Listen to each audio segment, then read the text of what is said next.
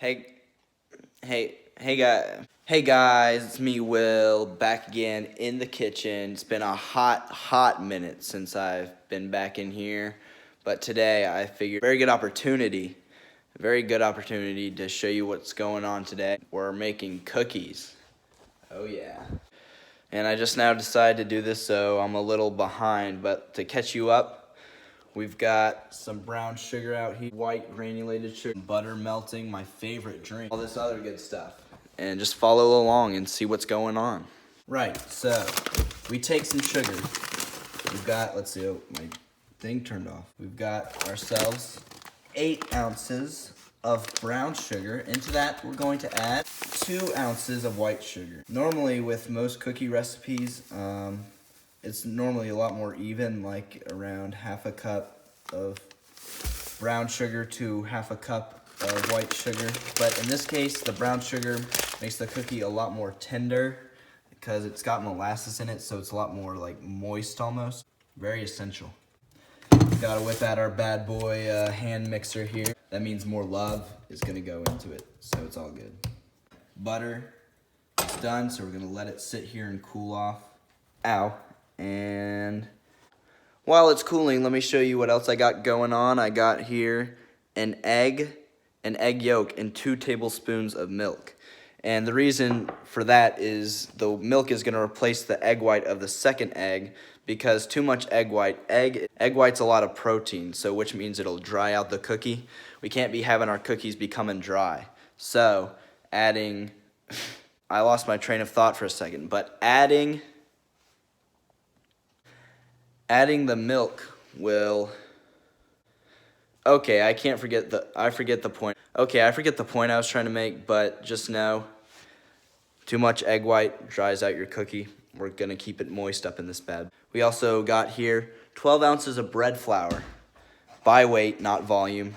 Now, the reason we use bread flour instead of all-purpose is it has more wheat protein, which is also why we melt the butter. The water from the butter will combine with all those wheat proteins, and it'll create more gluten, which is chewy. Oh, we also have a teaspoon of baking soda and a teaspoon of kosher salt.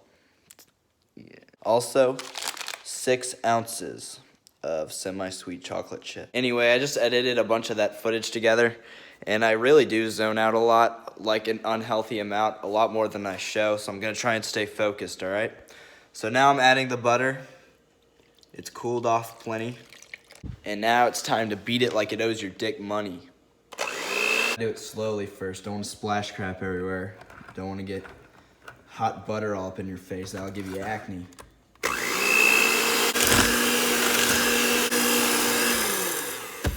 And what's really neat is once you've creamed this really well, it actually gets lighter, which is a very good thing. That means it's coming together very smoothly. You never want to sleep on this step because you want to get this as smooth as possible to make sure the sugar's not all grainy in the final product. If you've ever had a cookie that's really, really grainy, it's because they slept on this step. All right, throw the egg mixture up in that hoe. Yeah, mess with it. Bam. I almost forgot to mention that another good reason you want to wait for the butter to cool down is so that when you throw that egg in there, the mixture is not so hot that you basically turn the egg into a scrambled egg. That'd be a very bad thing. Wouldn't integrate well. And yeah, don't let it happen. Let your butter cool down. This is getting really nice and light. I think it's going to be great. This is another step where you want to make sure it's integrated really well. It'll help a lot in the long run. Now, before you go any further, scrape down the side of this bowl, my friend, so that everything will come together a lot quicker and easier when you introduce that flour. Also very important, it'll help your ingredients come together a lot quicker, a lot easier, and again, make a much more smooth dough. Now we add the flour in batches. You don't want to dump all of it in at once, or 1, flour is going to fly everywhere, and 2, it's going to take way too long to hydrate all that flour at once, so it'll take forever to mix. I usually do it in about 3 installments, so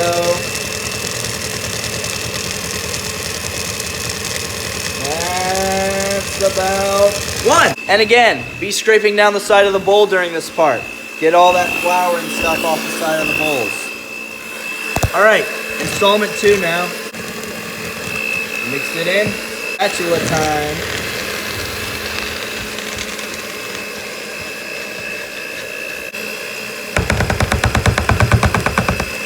All right, back to mixing.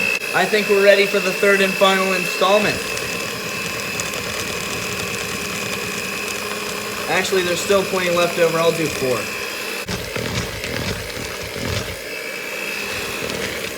All right, 4th and final.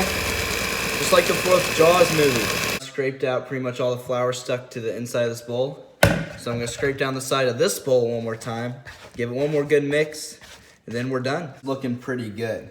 And as you can see, it's very like gooey almost, like elasticy kind of. That's the gluten at work, my friend. You know, I feel like the dough is still missing something. Oh yeah!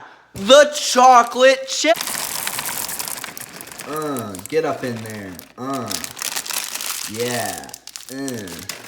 All up in that mess. Now, you could fold these all in like a little bitch. Or you could detach one of your spinny things and, you know, give it to your dog or something. And just use the one spinny thingied mixer to combine them. Oh yeah. As the cool kids say, it smacks. So now we took all this stuff and we scooped its bad self onto some plastic wrap. And now we simply wrap it up. If it's too loose, some foreign scents might attach to it inside of your refrigerator. Refrigerate for at least an hour. Personally, I think the longer the better. Clean the mixer and the bowl at the same time. Observe. Oh yeah, getting clean. Thanks for sticking with me so far, and stay tuned for when I bake these bad boys.